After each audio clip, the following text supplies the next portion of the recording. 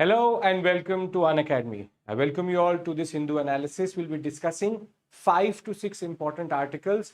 Though the number of articles are more, we have a very data-driven approach today because all the articles are very data-heavy. So I'll tell you what I've done for that. But before we begin, good morning to all of you. Remember that the 19,999 plus 12 months extension with CSE Assure with 2 years and above subscription is going to end tonight, or rather end tomorrow, and therefore use the code IAS English to get tagged to our team. This is a very important, you can say, phase in which CSE Assured has been given, wherein you will get mentorship, you will get residentship if you clear the prelims examination. So do use this opportunity, 1999 plus 12 months free extension. Now, let's look at the topics which we have to cover. Today we had the newspaper, and because yesterday we did not have the newspaper, a lot of things have come together, and what we see is that most of these articles have a lot of data. So what I've done is, in most cases, I have simplified the data and given you tables. Because if you have tables, you will be able to use this data rather than going para after para after para, this data, that data, a percentage increase, percentage decrease. It will become too overwhelming. As it is, data is not that important when it comes to the examination. It is the trend which matters. But still, I have simplified it as much as possible so that when you get this PPT, you can use it as a resource rather than then you have to make notes. So I have already made notes for you, so you don't have to worry in that regard. Be it the tariff war and which sectors will be hit. This is something which we discussed yesterday also. Then we'll talk about low value goods and the US and its change in policy. Then we'll talk about the demographic dividend and the ticking time bomb concept. Then we'll talk about the déjà vu which has happened with regards to environment crises in North India. Then we'll talk about the UDISE Plus report, which has given again a very dangerous and problematic precedence in that sense. We also have the NARI index which has come through, so again data driven. Then we'll talk about the industrial output and the index of industrial production, IIP, that we'll discuss. And in the end, we will discuss Rajasthan being the first state to introduce the new guidelines for stray dogs. So therefore, it's 8 topics, heavy, first 4, thereafter better, but all are data driven. So what I want from you is, you should understand the concepts first. As always, I'll give you the larger picture. Then I will summarize all the data for you and we'll go into the details, and then we'll revise. We'll have multiple revisions so that you don't have to come back to this video again or rewind back in that regard. So good morning to all of you. Let's start. Can we start? Yes, everyone. We can start our analysis. Yes, sir. Good morning, sir. Okay. Now, the first topic is, which sectors are worst hit by tariff? This is a text and context article. You will not find it in regional editions. You will only find it in the metropolitan edition or the international edition. Now, yesterday, if you remember, we had talked about the sectors being hit, the 50% tariff coming through, 25 plus 25 because of the Russian connection. Now, what this article tries to do is, it tries to contextualize out of the sectors which export to the US, which will be hit the most and which will be having a better or no primary. If you remember, we discussed the concept of primary, secondary and tertiary, which is primary may be very low, but secondary, tertiary is going to be high. But what this article talks about is that the primary sector itself, the first, you can say, wave of impact itself, which sectors are going to impact, and then secondary and tertiary impact is going to happen on what. Now, yesterday we had context. This is why I say certain articles evolve. This is called an evolution of an article. Yesterday we had the context, today we have the data. So let's try to decode it, right? So the first thing is, how do we ascertain? Meaning, what are the parameters by which we understand impact? We all know that there is 50% tariff which has been pushed by the US in a punitive aspect of saying that you don't take Russian oil. But again, there has been a lot of, you can say, debate within the US as of right now, where the idea of India funding the Ukraine war for the Russians and in a way this demonization of India's free stance, there is a lot of debate happening between the Democrats and the Republicans. There's a lot which is happening in the US as of right now, but we have to understand what, in our interest, what is going to happen. So, how do I ascertain the impact on any sector? Because it is not a simple, straightforward understanding. There are three indicators or three parameters which this article uses to understand which sector is going to get impacted.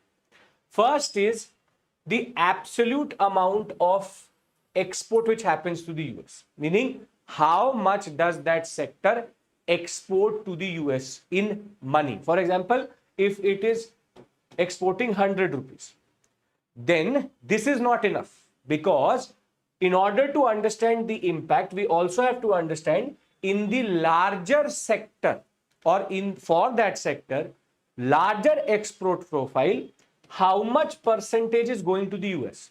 For example, I may be exporting $1 billion to the US. However, that is only 5% of that sector. 95% of the export is going somewhere else. Though the amount is big, but the percentage is low, will not impact me that much.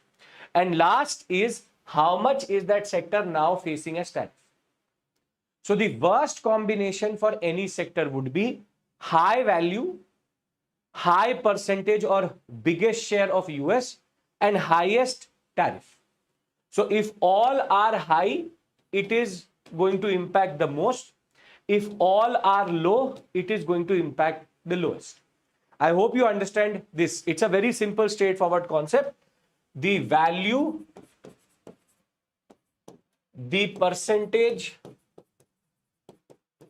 within 100%, and the new tariff. All three will tell us how much is going to be the impact, but we would like this to be low or high, but this to be low and this to be low. Do we understand the parameters?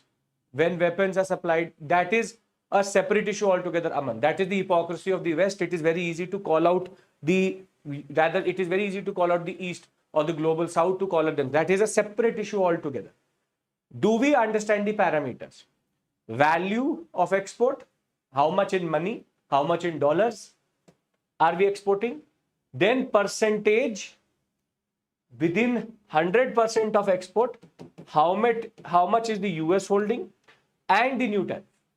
If you understand this, then I will move to the second aspect, because accordingly, all the data given in the, you can say, article has been systematically arranged. Value, the concept of percentage, and the new tariff. These are the three parameters which are going to decide what is going to be the impact in the larger context. Are we on the same page? Aman says yes. No one else. Do you understand how are we ascertaining the impact? We know the sectors already. Something which we discussed yesterday itself, the sectors which are going to take a hit are these, which is clothing, gemstones, shrimp, leather, footwear, animal products, chemicals, and electrical machinery. But if you remember, I told you that textile, gems and jewelry, shrimp, electrical and mechanical, and chemicals are going to impact it the most. Now, this was just an assertion, or this was an assertion in that regard. We just said these are going to be impacted. Today, we are adding the data into it because the article is giving us the data in that regard. Everybody is on the same page? Very good. Now, see, sector, how much that is export in value, what is the percentage of India within, percentage of US within that sector's export, what was the previous tariff, what is the current tariff. This is not how the article has given you the data. I have simplified it for you so that you don't have to go through, you can say, paragraphs to figure out what data is relevant.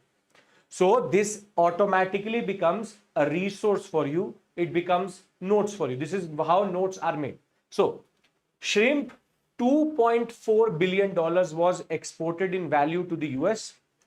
That was 32.4%, meaning out of the 100% exports which were happening, close to 33%, one third used to go to the US.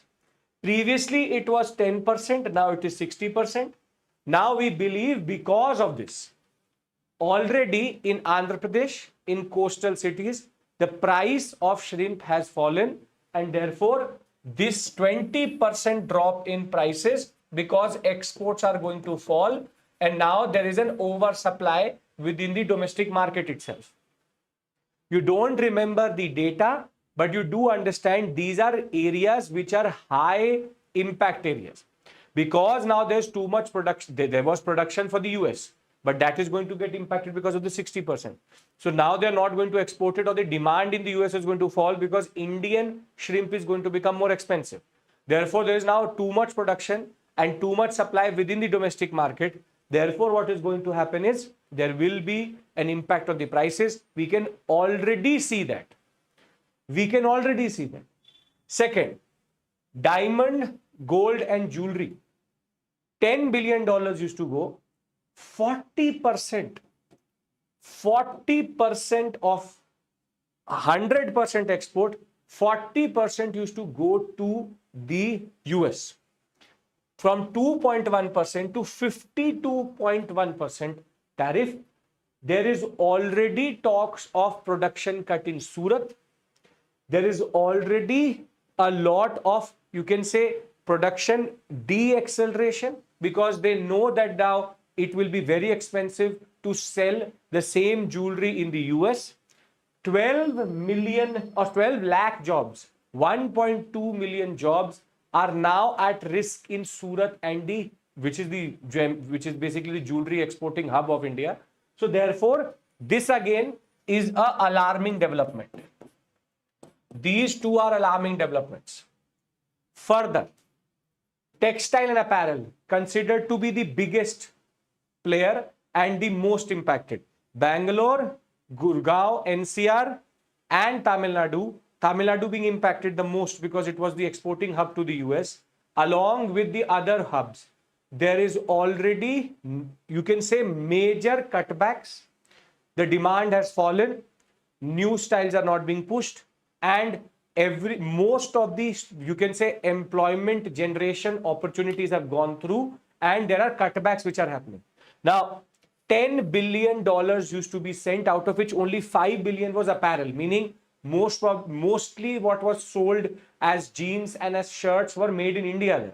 Thereafter, 35%, meaning close to one third of all exports of apparel and textile was coming from this sector itself. From 13 to 63%, it is one of the worst hit when it comes to the impact of the sector itself. Thereafter, last, carpets, $1.2 billion, half of the export used to go to the US. 52% tariff now. Very, very dangerous developments in all these sectors. Look at this in the larger perspective. These four sectors were dependent more or less either one third, 40%, one third or 50% of all the export used to go to the US.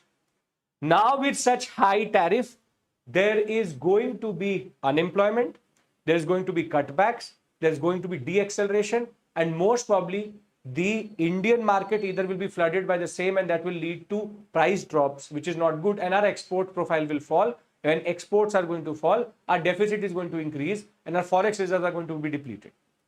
So therefore, this data, this slide is very important for you, because this data is now going to allow you to write a good answer for the tangible impact of the US tariff wars with India. Are we clear about this? Because there are these three sectors which may not get impacted that much. They have mild impact. Organic chemicals, because 13%, 17% and 20% for metals and machinery, they will see lower impact in that regard, but they all are looking for policy interventions also. Now, I have given you a lot of data. The $1 million question is, what to do with it. What to do with it. Because this topic is evolving. Now we need to figure out a way to use this data in the best way form in the examination, and also not be overburdened by the data itself. Because some of you, what you will try to do is, you will try to learn this percentage. You will try to learn this percentage, which in turn is going to then lead you to be overwhelmed by this topic, and you will then leave it. Let's do one thing. Let's try to make sense of this data. As UPSC aspirants, we need to understand impact and implication and the larger logic, right? Now let's do one. Looking at the data, we know that 50% tariff is coming through. Now, there are two categories of what we call as exporters, or two categories of sectors we can see here. The first category is which has 1/3 to 50% sector export to the US, and this is where it is 20 or less than 20% US share in export. Right? Now, what are the sectors? Here we have carpets, we have textiles, we have shrimp, and we have the concept of textile, carpet, shrimp, and jewelry. These are going to be impacted the most. Whilst chemicals, metals, and machinery will see milder impact. Meaning here we will have primary, here we will have secondary impact. What I've done, I have looked at these two tables and understood a pattern. That pattern is, wherever the percentage is very, very high, they are struggling the most. And wherever the percentage is less than 20%, we believe that they will perform better. So what did I do? I then came to this conclusion that we have certain sectors in which all three are high, and there are certain sectors in which two indicators are low. That is allowing them to mitigate this better. Now, this is what you have to remember. This is what you have to use in the examination. Because if you try to use the data, you will get lost in the data itself, because it is too much for the examination. So, do we now understand the larger ebb and flow of this article, what it is trying to argue? Because then we'll talk about something which we talked about yesterday also, which is how to mitigate this. Are we clear about this? Are we clear about this? I want everybody's yes, sir. We understand what you're trying to say. We don't have to get caught up in the data. We have to understand the larger implications of that data. Yes, sir. You have to be more proactive. It's a two-way interaction, not one way. Now, in that context, what are the way forwards for the first sector and the second sector? For the first sector and second sector, one concept is same, which is diversification. If you remember, we discussed this concept yesterday also. But more here, because they are more dependent on the US. Diversification would mean new direction and new techniques and strategies. Other than that, whatever we discussed yesterday with regards to GST, with regards to reforms, with regards to the concept of policy intervention, with regards to Make in India, be it whatever may be, all of it stands. Now this topic is complete. So if anybody is watching this topic today only, you have to look at yesterday and today together. This is how the topic becomes complete. We had a finance ministry report. We did not have data in it. Now it is complete, wherein we have the data to prove our assertion also, and at the same point of time we have the way forward also. So if the examiner asks you this question, discuss the impact of the US tariff war with India, which sectors will be impacted the most? I think you are now in a position to write this answer, wherein you have answer for the first part also, and you have answer for the second part also. Here you have to give the logic of impact. Here you have give the trend of impact, and you can talk about the first and the second. If this made sense, this topic is complete. Now we can move to the second topic. Are we clear? All of us? Same page? All good? Yes, sir. Ji, sir. Great. Perfect. Now, again, the second topic deals with the US and duty-free import of low-value goods. Now, I'll give you an example of this. You will understand it better. I think you have heard of Temu, Alibaba, AliExpress, Shein. Have you heard of these? Temu, Alibaba, everybody would know. AliExpress, Shein. Now the Reliance, you can say company, Reliance Group is controlling Shein for India. Right? Now, what is common to most of them is, in most cases, they are originating in China. Specifically, Temu, Alibaba and AliExpress. Right? Now, they had a very interesting business model, which is, I have, for example, an electronic item for $100 in the US, but on Alibaba, I get it for $20. And then I import it from Alibaba and then get that same product for $20. But if you are importing something from a country, there should be either countervailing duties, CVD as it is called. There should be either excise, there should be some form of tariff. Yes or no?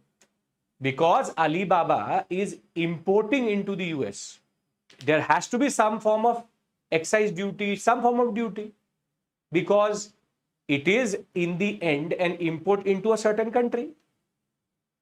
But be it the EU, be it the US, there was a certain principle that taxing this $20 product is counterproductive, and the administrative cost of taxing it is higher than the revenue generated, because what they saw was that they would need at least 50 customs inspector. Then each and every item would have to will be scanned. There would be a facility which would be needed. So maybe if taxing this would get you $1, the cost of taxing it would be $3. So the administrative cost of taxing a very low value item is very, very high. Imagine that Government of India says, for every pen which a UPSC aspirant is going to use, he or she has to give ₹5 to the Government of India. Administrative cost means the cost of taking that tax. I'm giving you an example. For every pen which a UPSC aspirant uses, that student has to pay 5 rupees to the government of India for every pen, right? Now, this tax may generate a lot of revenue for the government of India. But collecting this tax is going to be extremely difficult. And more than that, the cost of collecting this tax is very, very high. Imagine you would need administrative personnel who would then go to Rajendra Nagar, door to door, ask how many pens have you used. Then thereafter you have to pay to that person. The officer will be paid. Then he will use some form of public transportation or transportation which has to be paid. Then he will take the money, he will take it to the bank will take some form of fee, then it will be given. So imagine that they used to get 5 rupees per pen, but collecting that was 10 rupees per pen. Then it makes no sense. That is called administrative cost or the cost of collection of taxes. Meaning if your cost of collection is very high than the tax itself, it makes no sense whatsoever. It makes no sense whatsoever. Now, this principle is called the principle of de minimis. De minimis means too small to be trifled with, meaning anything which is too small to be taxed makes no sense whatsoever. Now, the US used to follow this policy of de minimis exemption for anything under $800 per day. Previously, the US resident had to pay no taxes. Alibaba, AliExpress, Temu, Shein all used to be free of this taxation. Now, this tax originated in the 1930 in US, not our US, section 321 of the Tariff Act of 1930. And this allowed American tourists to send home souvenirs tax-free. Later, it was the age of liberalization, the age of WTO came through, and thereafter, the exemption increased from $200 to $800, and the list of eligible items also increased from just souvenirs. And the idea was very simple. Administrative cost was very high vis-a-vis the revenue generated in that regard. Now, Trump Baba saw something. Baba Trump, sleeping in the Trump Tower, rather he would be in Mar-a-Lago rather, he got up and said, Muhammad bin Tughlaq type moment, he got up and said, no. We can't let these small valued goods enter into the US tax-free. So Baba Trump, from 29th August onwards, which is today onwards, all you can say low value goods will also be taxed according to country of origin. According to country of origin, which means that China, which gives 50% of all the de minimis exports or imports into the US used to happen from China, now that 50% tariff is going to be applied. 50% tariff is going to be applied.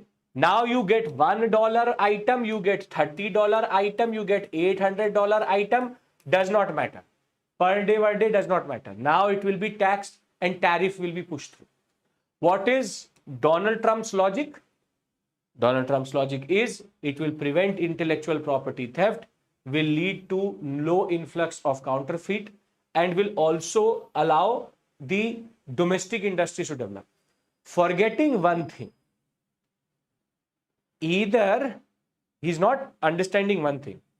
Most of the items which the US citizens use originate in the Chinese economy only.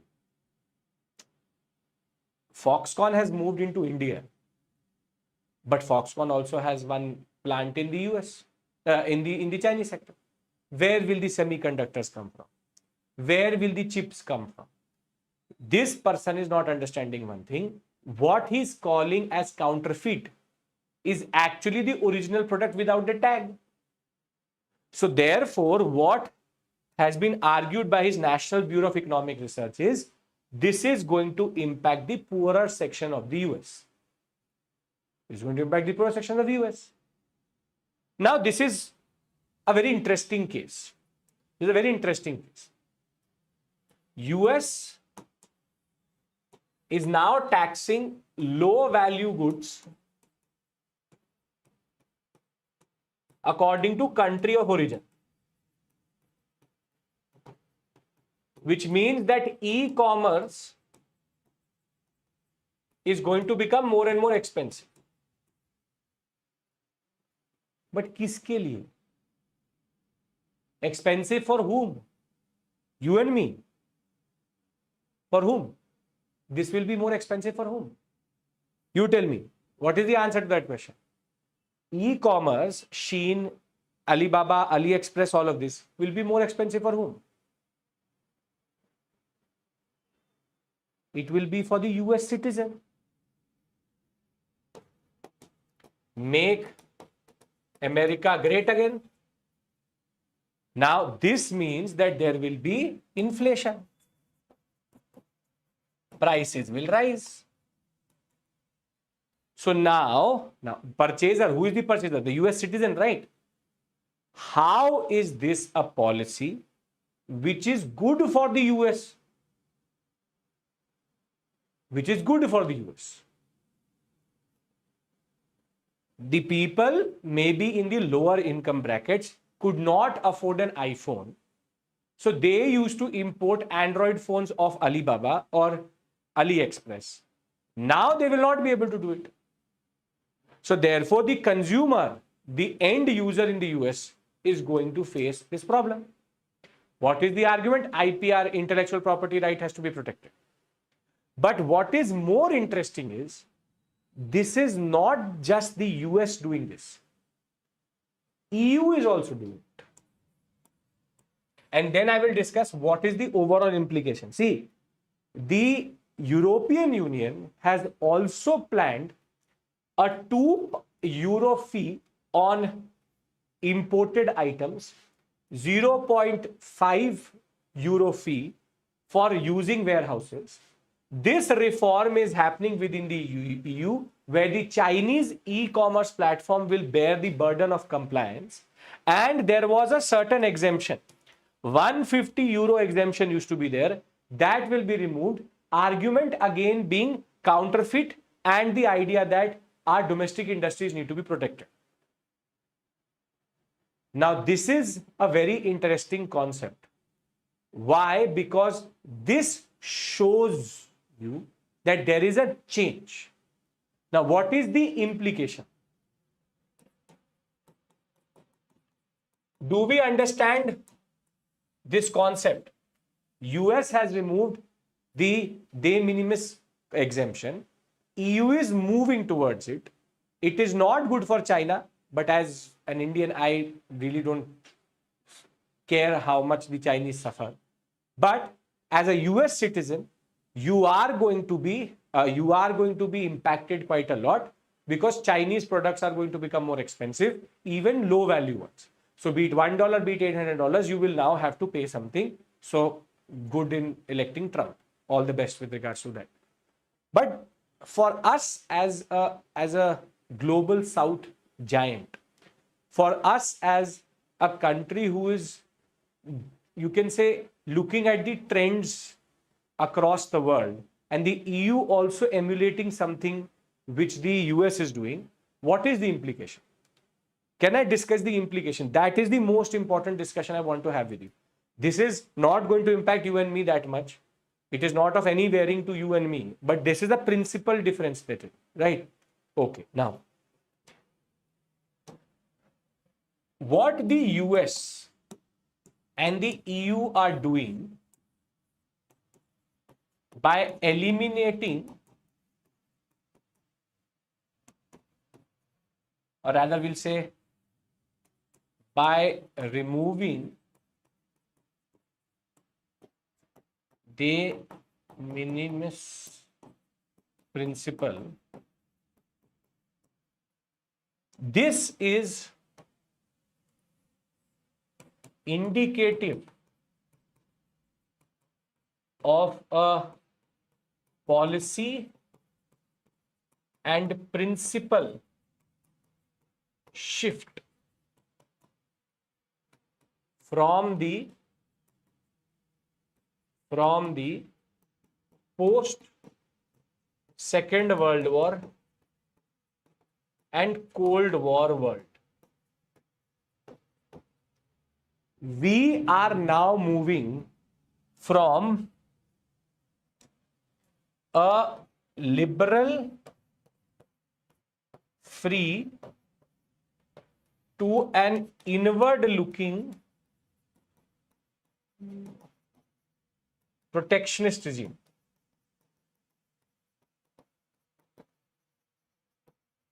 And this is exactly the opposite of the principles which were used after the Second World War between 1945 to 1940, rather say 1992, and 1992 to 2000, I will say 2020, or if we take Trump's second term as the point, to 23, 24, there is now a principled shift which is happening. And this is important to understand. The article argues, and this is a larger trend which we see, that laissez-faire, that Western understanding that the world should be free, this, that, and this is the hypocrisy. If you know anything about world history per se, when these bastards were the producers, they wanted free trade. A world which is free, which is liberal. China was opened forcefully.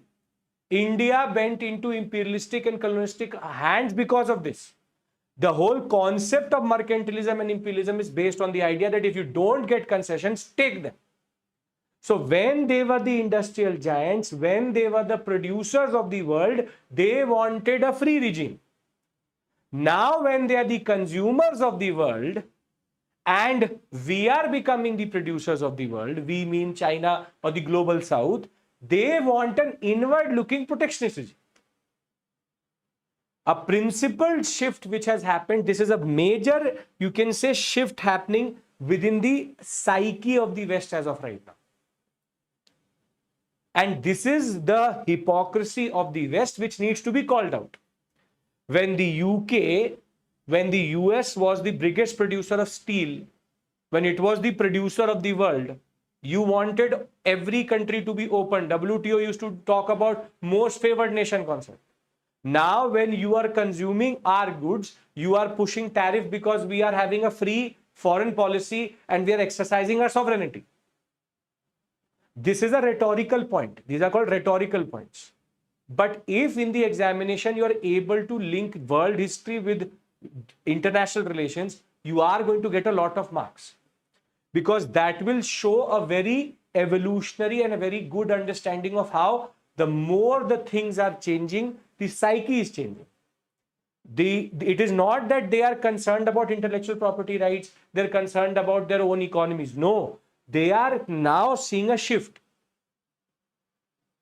China will see a job loss, but China has such a diversified market, US is not the only one. So do understand this point very clearly, extremely clearly, that there is now a principal shift. EU doing this means that the NATO members themselves are moving out of that free regime, globalized regime into a more protectionist regime. Do we understand this? So if they ask you about the implications of the US tariffs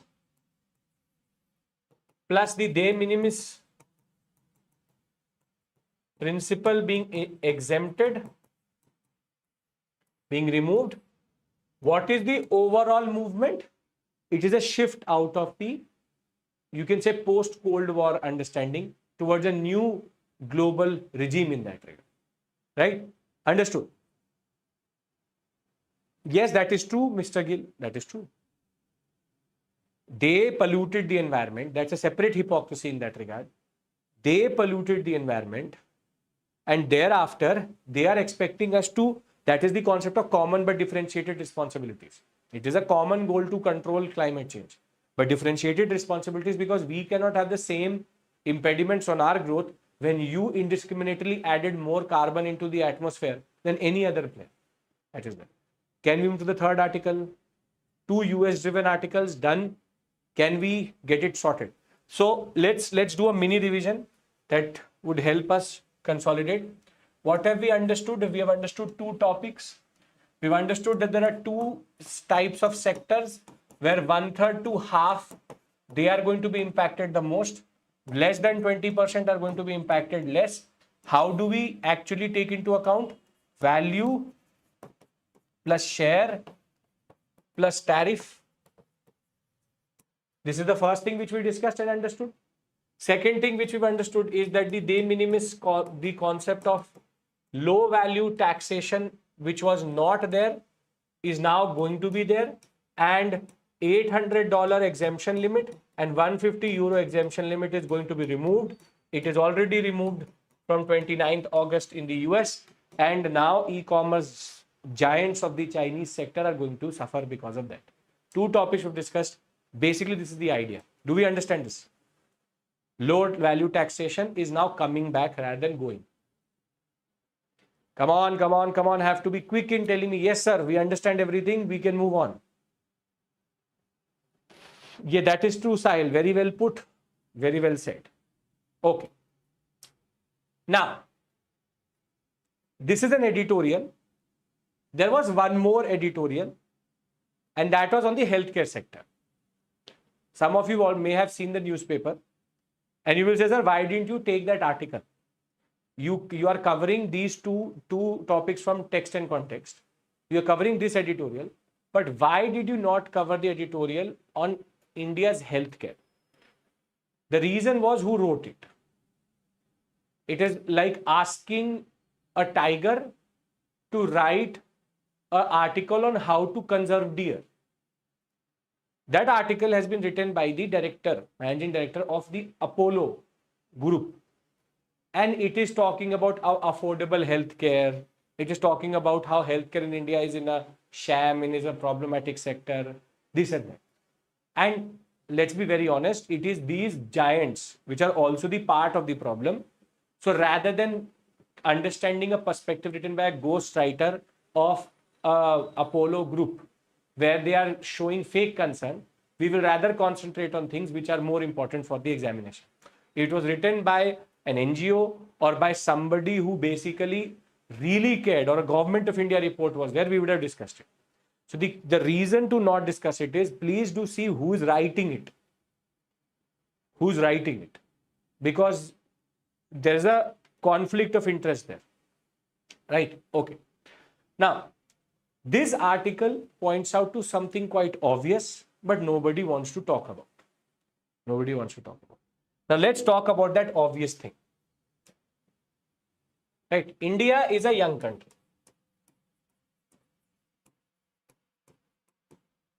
In economic terms and human geography terms, it is called, we have a demographic dividend,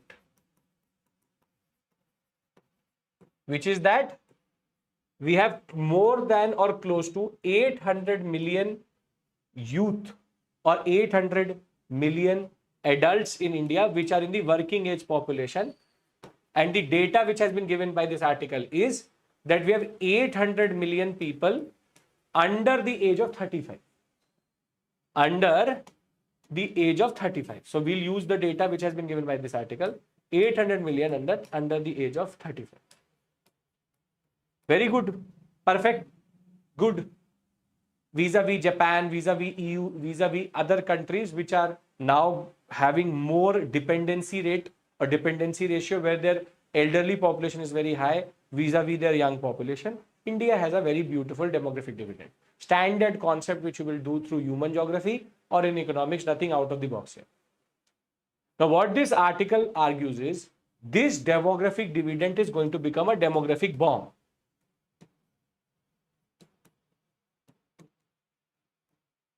why it is going to become, this asset is going to become a bomb very soon for two reasons.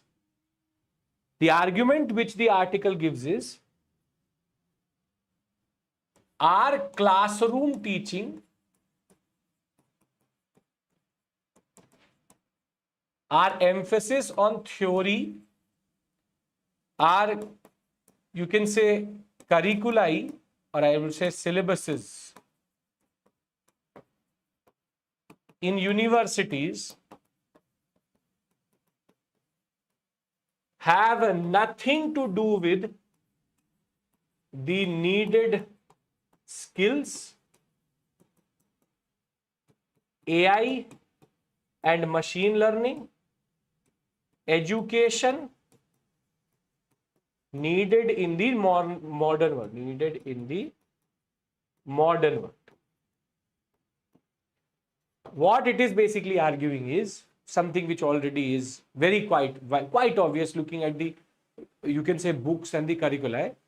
There is a mismatch in the skill which we give to our students and our aspirants and our youth, and the skill which is needed for this world.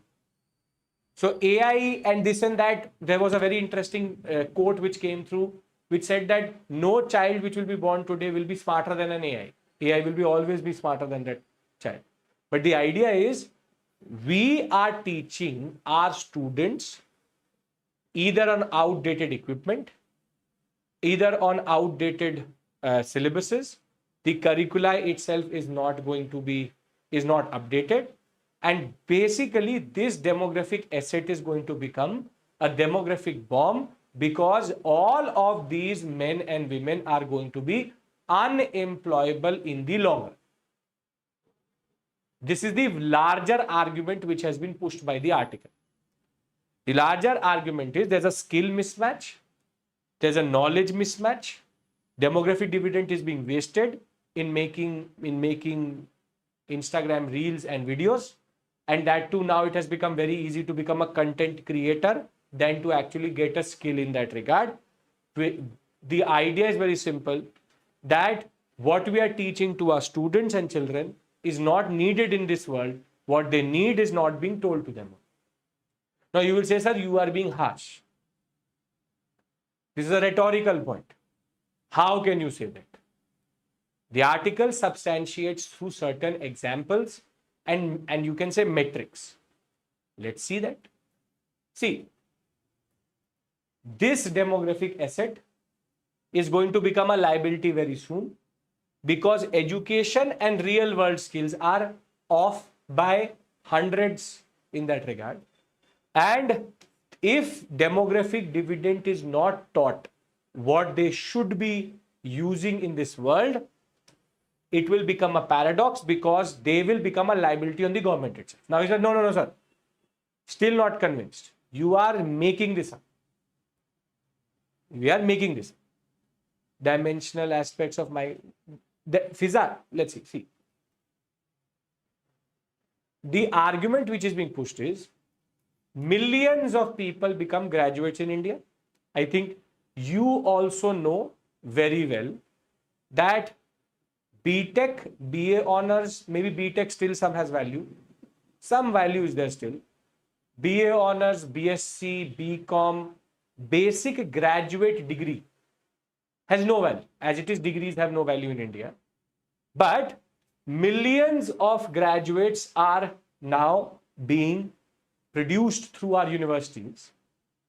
Thereafter, many of these graduates are either unemployed or unemployable, meaning they are getting the skill set which is not needed only. And there's a perception. ये सारी गलती humanities वालों की. That no, if you take science background, this problem is only with the humanities and commerce background people. It is not with the science background people. So there's a perception it only impacts non-science background people or students. But as it seems and it looks like, 40 to 50% of the engineer graduates were not placed because of the lack of skill set. In the last 10 years, 40 to 50% BTechs were not placed in any company. And the reason why they were not placed is they don't have industry skill itself. 61% of all higher education leaders believe that what the market wants and what we teach, big mismatch. Big mismatch. We teach engines on the paper. We are teaching them circuits which don't exist only. We are teaching them theories which are not applicable, which we are teaching them on engines, diesel engine, petrol engines, which are outdated. And now you want to expect that engineer to come out, be it ITI engineer, whatever it is, to come out and do practical understanding. But then the question is, can you further substantiate, sir? I'm still not convinced. And where does the problem lie? I'm still not convinced by your argument. The article says, by 2030, 70% of all Indian jobs are going to be automated. Meaning, whatever jobs we have today, 70% of all of them are going to be done by machines. Machines are already are producing cars on what is called as at a large scale on shop floors and on an assembly line itself. Most of the things have become automated. 70% of all jobs today are going to be automated. AI and tech is going to create 170 million more jobs, but why will an Indian youth not be able to take this 170 million jobs? There will be automation. 70% of jobs will be wiped out, but 170 million jobs will be created. But an Indian youth is not going to be able to take this job. Why? Logical understanding. He or she will not be able to take up this job because they don't have the skill itself. Absence of skill, gap in that regard. And all these AI experts which come before the ad on YouTube, hai na, ek irritating personality. All your jobs are going to be, your paycheck is a joke, this and that. I've also seen those ads. Seen these ads? I have now started to learn AI. I will make you learn AI in 28 days. This and that. Must have seen these ads on Insta, here, there, somewhere.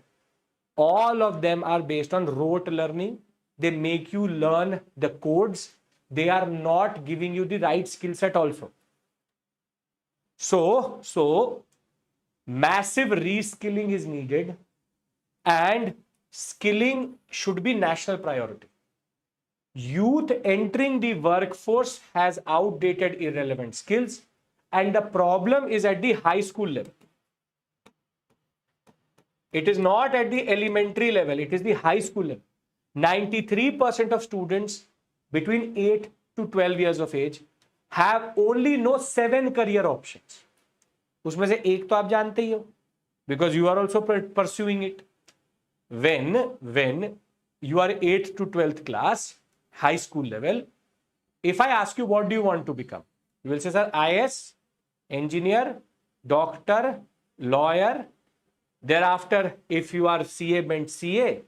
Then if I'm not a CA, then you will say I will become a armed force personality, which is either Army, Air Force or Navy. And if there's some miscellaneous which you may pick according to the artist in that regard.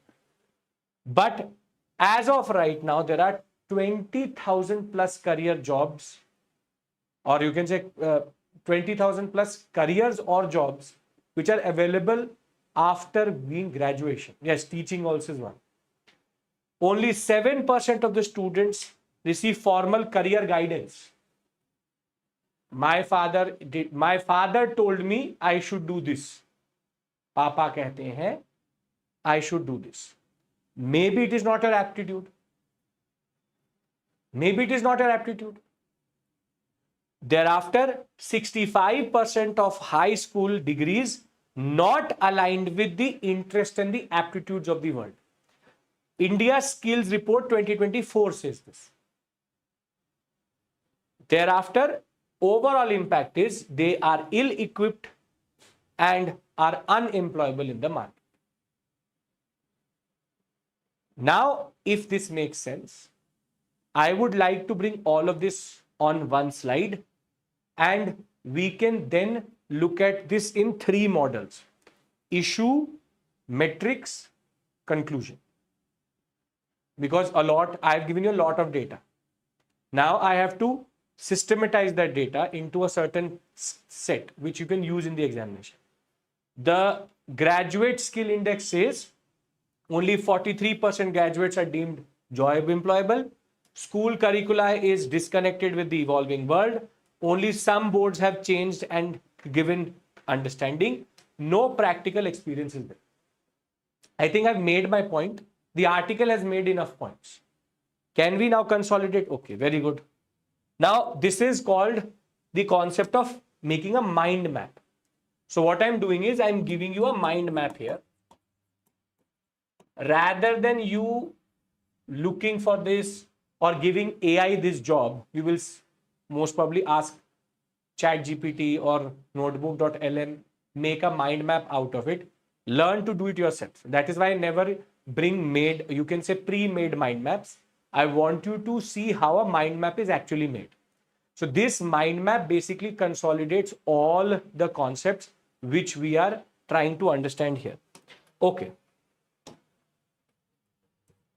Demographic dividend.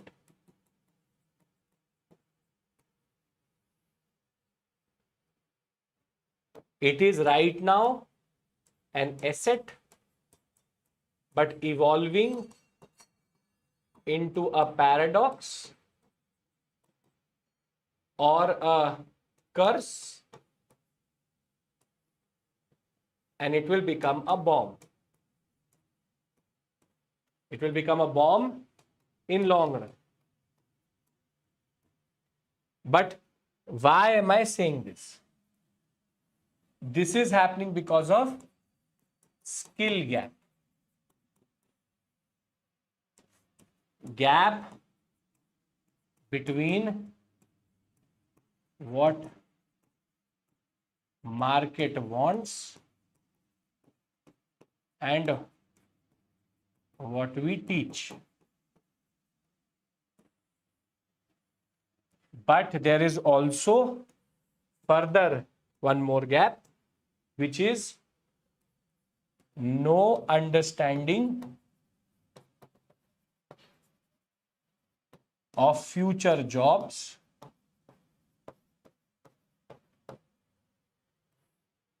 high school teaching, outdated,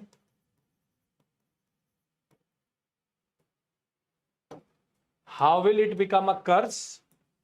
It will become a curse because 43% of graduates can be employed. 40 to 50% of BTechs not placed or got job.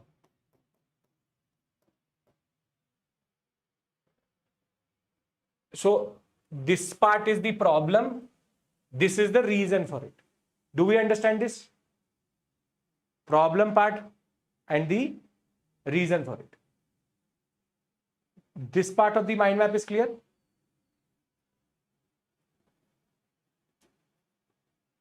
Yes, sir? Okay. Can be employed or are employed, that's a rhetorical point again. Now, way forward. What is the way forward? Have to have structural changes in school curriculum rather, infrastructure,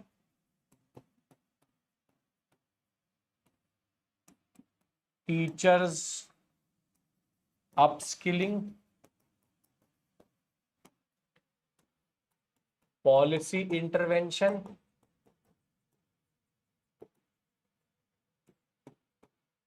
and national skill mission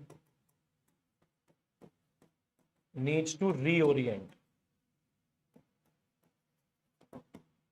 Not ITI, but AI. The need as they are STEM, digital, yes.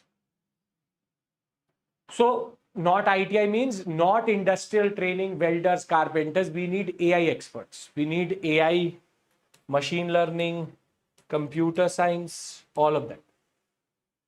Makes sense? So, we have infrastructure gap, we have curricular gap, we have teacher upskilling issues, we have national skill mission, which is outdated. It has multiple other concepts inside it. So these two basically together give you the larger perspective. This is how you summarize a complex article. As I said, I have given you all the data in the easiest way possible. I've been summarizing multiple times now. I hope first 3 articles are sorted. Yes, first 3 articles are sorted? Yes, sir. Okay, beautiful. There is a mismatch between what the job market wants and what we teach our children in schools. Critically analyze. I think you can easily answer this question now. It's a question of governance, it's a question of education, it's a question of all these things, right? Great. Now, there's an article, editorial called Déjà vu. So the concept of Déjà vu is basically, it seems like you've seen it somewhere. So there's a very interesting saying that for a historian, he's in a perpetual state of déjà vu. That whatever geopolitics, whatever present you see, he's seen it somewhere, which is in history. So déjà vu is based on the concept that it seems that I've seen this somewhere. It has already happened. It's a very apt, you can say, title for what is happening in North India as of right now. We know that Himachal Pradesh, multiple roads, multiple people have lost their lives. Multiple sectors have been washed away. We saw, I will not call it rather a cloud burst, but a man-made disaster because of silt. We just got to know that in Jammu and Kashmir, again, the issues are very big. 13 people lost their lives on their way to Vaishno Devi. We know that there are multiple, you can say, NHs which have been washed away, and close to 40 people are dead because of the rains which are happening. Then in Punjab, most of the, you can say, crop has been destroyed because untimely rain and inundation. We know that there are extremities. We know that there is multiple, you can say, multiple cases of cloudburst, landslides, which are happening across the Himalayan sector as of right now. Now, if I clip this section of this video and we fast forward 1 year forward and 1 year back, this will still remain relevant. The number of dead is going to change, but this exact moment in time is going to be relevant last year also, and was relevant last year also, is going to be relevant next year also. Which is, we somehow say that the monsoons are erratic. Erratic means unpredictable. But every time, all the disasters which happen, we have only one answer to it, which is unpredictable disaster. Same highway gets washed away every year. Same sector sees landslides. Same sector sees cloudburst. Same sector loses lives. The idea is, we now know the pattern, but we still use the word unpredictable. This is what this article talks about. India must cut monsoon vulnerabilities, not just build response abilities. Have you heard this? Prevention is better than cure. This is basically that.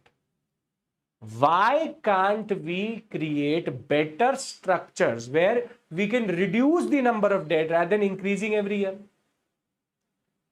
And this article, therefore, basically gives you a list of issues which are there and patterns which are there which nobody wants to actually acknowledge. The first is that we use this unprecedented disaster tag too much. We can prevent some of them. We can reduce the vulnerabilities. Disaster risk reduction is a very well known concept within the concept of Sendai framework and disaster management. But here we are just developing response abilities, not reducing the vulnerabilities itself. Therefore, what? We know that there is, we already know that there is unsafe development which is happening in the Himalayas. We know that there is no slope safe engineering which is happening. We know that there is a lot of construction activity happening and all the construction material has been pushed into rivers. We know that. We know that there are multiple weak slopes. We know that there is siltation of the dams, silt being developed in the rivers. We know that there is a chance of slope failure. We know that certain rivers are going to overflow. We already know that there is going to be more volume of water. We also know that some bridges are very weak. We know that there is a chance of rainfall being too much.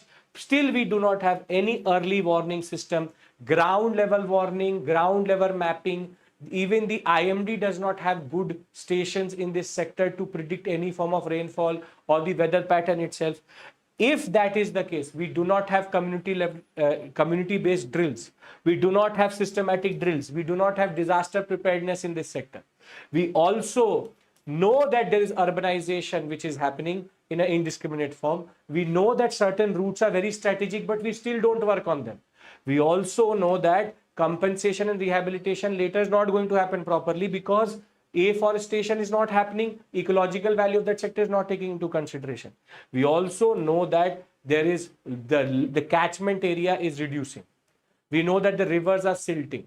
We know that there is weak slopes. We know that certain routes are important. We know everything.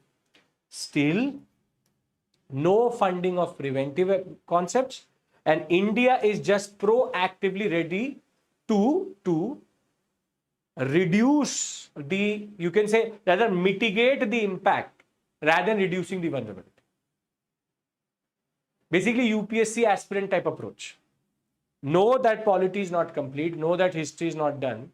I know that my economics is weak. I know that science and technology is okay. Everything is fine, but I still want to give the paper to get the feel of the paper. You know that disaster is going to happen. But the idea is, rather than prevention better than cure, you still want to go into. So unprecedented paper, unprecedented disasters.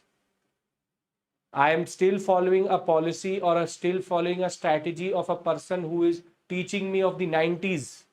There are multiple experts who still teach in the same models of the 90s and the 2000s when the paper used to be more like a state PCS examination.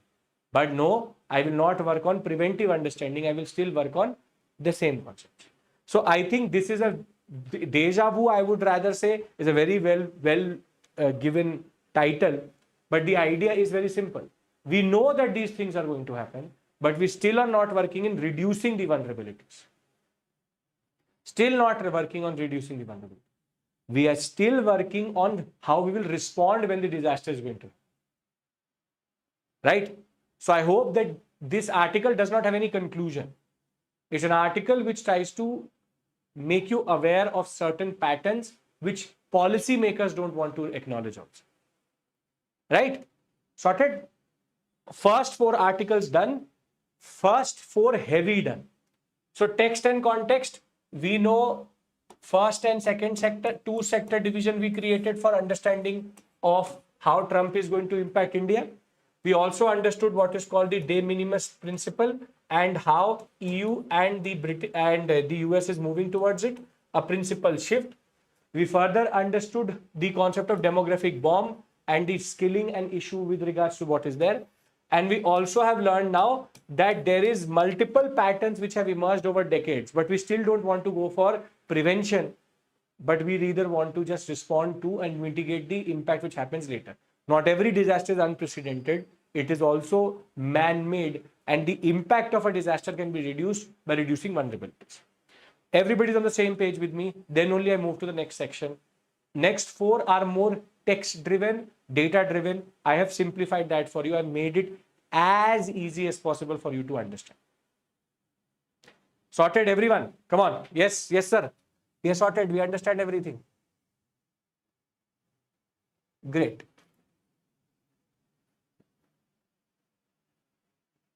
Okay. Now, the UDISE report,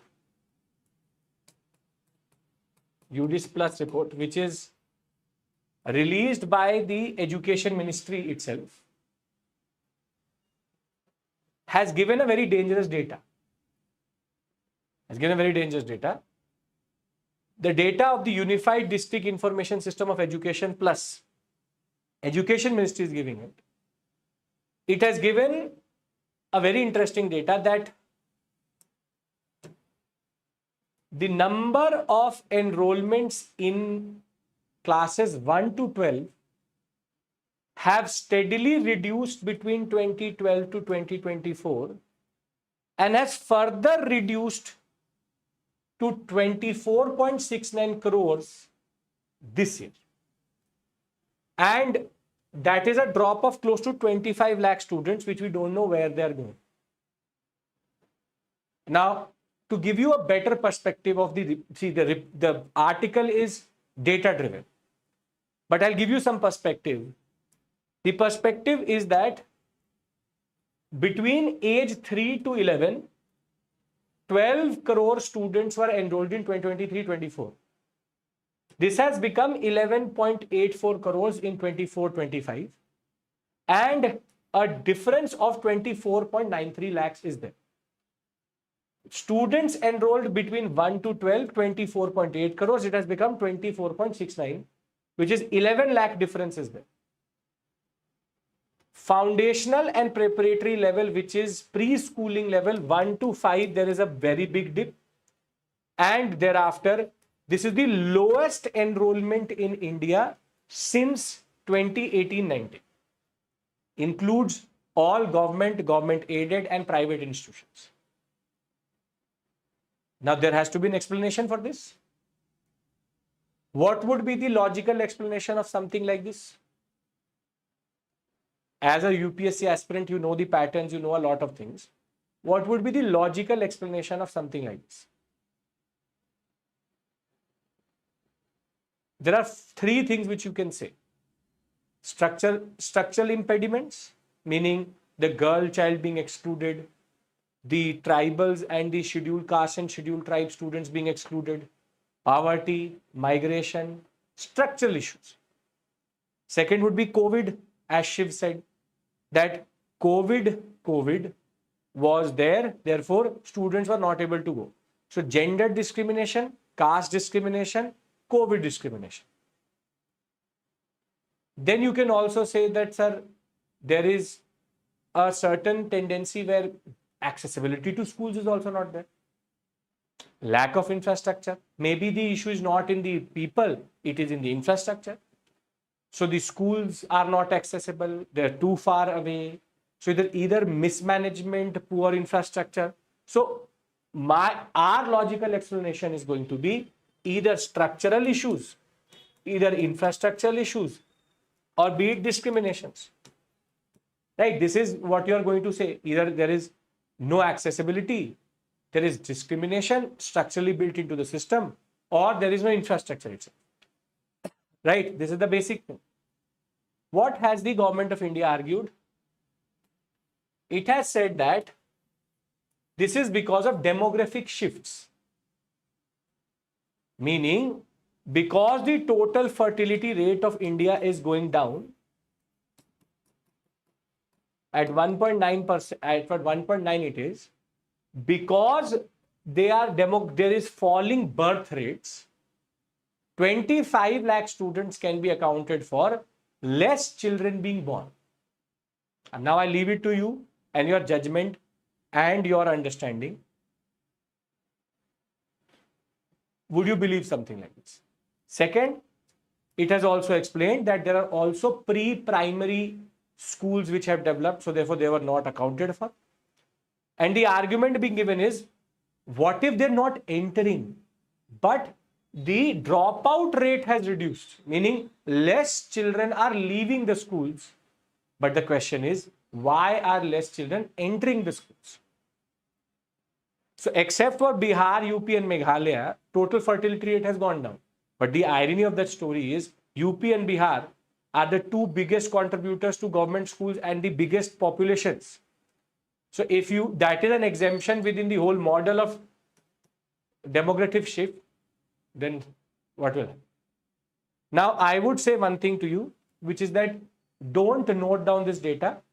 Tomorrow or day after, Monday for sure, one editorial will come on this for sure, because when UDISE report is published, this data needs to be contextualized.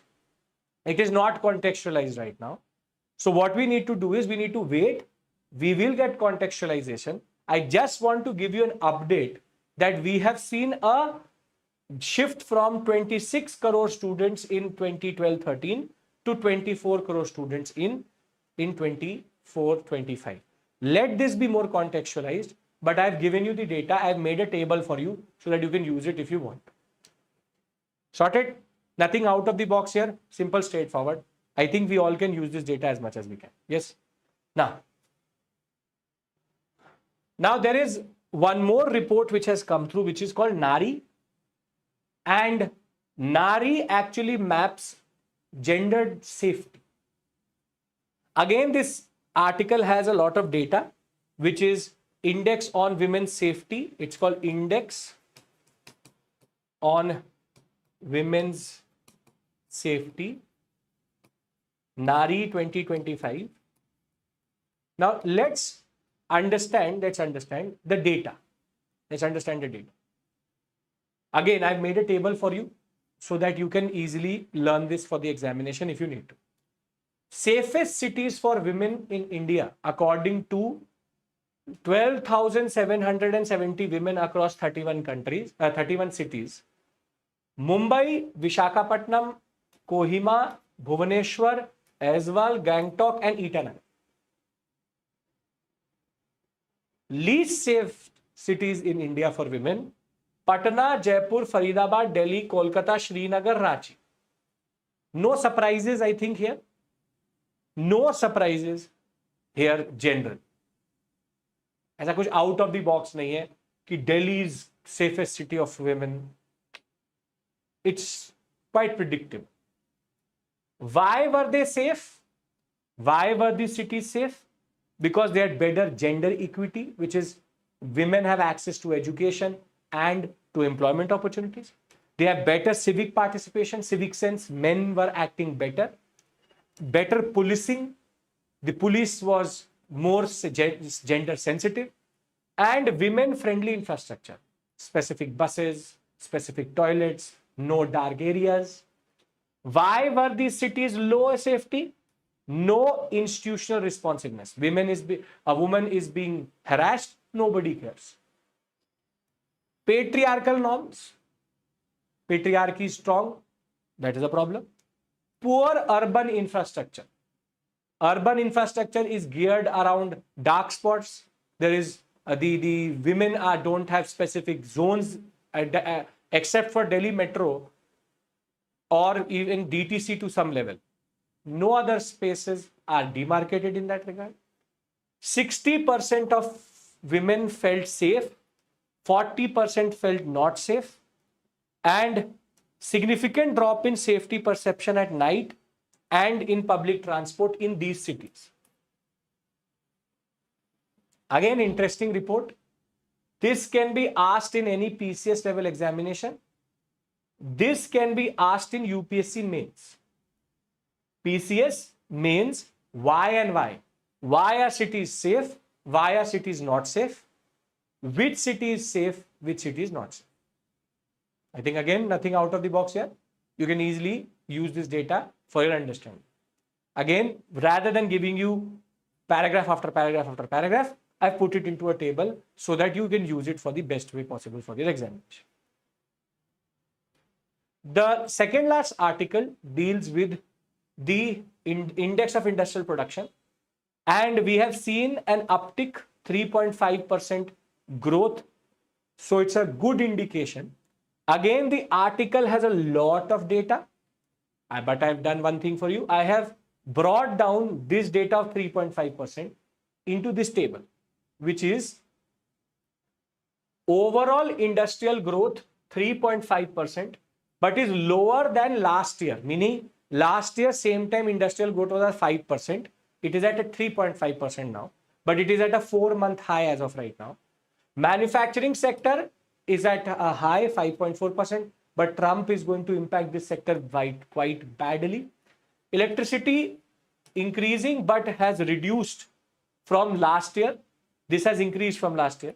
Mining sector has seen a contraction. Capital goods sector, again, you can see last year 11.7% at 5%. Implications are very important, which is slower than last year, strong recovery for manufacturing, return to growth after 2 months of contraction, fourth straight month of contraction itself. Again, growth continues, though the base is not well. Strong consumer demand is leading consumer goods to go up. Slight growth, and overall manufacturing, capital goods, consumer goods, and electricity has allowed India to show this 3.5% growth in IIP. Shyam sir will most probably give you more context for this. I have just given you the data and I have put it into a table so that you can use it in the best way and possible. You just don't need to remember this. He will obviously discuss this in some platform for sure, but I'm just telling you, this is the data which the newspaper has given us. There is need for context. He will give it to you for sure in that regard. So let's end the session with this article and then I'll give you the overall summary of it. Rajasthan becomes the first state to give detailed guidelines on stray dogs after Supreme Court retracted its earlier order of removing all the stray dogs. Now it is more about rehabilitation. What is more interesting is it is talking about every ward, locality to have specific feeding areas where you can feed stray dogs. It should have a certain area for sterilization, vaccination, and deworming. It has also said that the capture of the dog should be in the most humane way possible, and compliance has to be given every 30 days. Humane way possible means that no use of wires, nooses. Rather, it should be done either through nets or by hand. Hand, though I doubt, but nets at least can be used. So, what have we discussed today? Let's do a overall revision. Can I do that? Before I end this session, can we discuss everything? Yes or no? Yes? Yes, sir. Too much data today, sir. 1 hour 23 minutes. I am fainting. Yes, sir. Okay. Let's do it. First, we understood the US tariff 50%. What is going to be the impact? Impact, first sector, which are 1/3 to half percentage share, are going to be impacted more. Second sector, less than 20%, will have secondary and tertiary impact. And diversification is the best way possible to counter this. We are taking 3 things into indication: value, share in percentage, and tariff, all being taken together to come to this conclusion. This is the first thing which we discussed. Second thing which we discussed was de minimis principle, which is low value goods should not be taxed, and this principle is now being abandoned by the US. $800 limit was there, and the EU is also going to do it. €150 limit was there. Chinese manufacturers are going to be, and e-commerce giants are going to get impacted. For India, it is indicative of an inward-looking policy where India is moving, rather the world is moving out of this concept of free trade towards protectionism. Then we discussed how our demographic asset is going to become a curse because there's a gap and a paradox of skill. What skill is needed is not being given, and our curricula are outdated. We have to bring it up to speed and we have to make it more better in that regard. Third, we discussed, this is the third thing which we discussed. Fourth, we discussed how disaster risk reduction should be our understanding. Vulnerability should be removed when we know that silt is building up, when we know that slope technology is not right. We should not be just mitigating, we should be preventing also. Prevention better than cure. Thereafter, what we discussed was 4 small articles. UDISE report, UDISE plus report has told us that there are 25 lakh less students enrolled into the schools as of right now. The reason being given by Government of India is demographic shift. Then we discussed the NARI report, which says that Mumbai, Visakhapatnam, Itanagar and other Bhubaneswar, these cities are safe. Delhi, Ranchi and other cities, Faridabad, are not safe for women. The ones which were safe because of equity, better infrastructure and more civil responsibilities. The ones which were not good were because of the issues related to infrastructure, the issues related to how civic sense is not there, and also the way the police has responded. Thereafter, we discussed how IIP, there is 3.5% increase. Capital goods, manufacturing and electricity along with consumer goods has shown positive growth. Last but not the least, Rajasthan has become the first state to give a humane understanding on how to rehabilitate stray dogs in that regard. Sorted, everyone? Everything what we've discussed, 8 topics I've revised for you. This PPT will be available in my Telegram channel. Just write Abhishek Mishra History on Telegram. You will get it. Thank you so much. I will see you tomorrow with another set of issues. Tomorrow is the Saturday newspaper. There will be no text and context. We'll see what is relevant for you in the examination and what is relevant in the newspaper for your current affairs. Thank you. Take care. Bye-bye.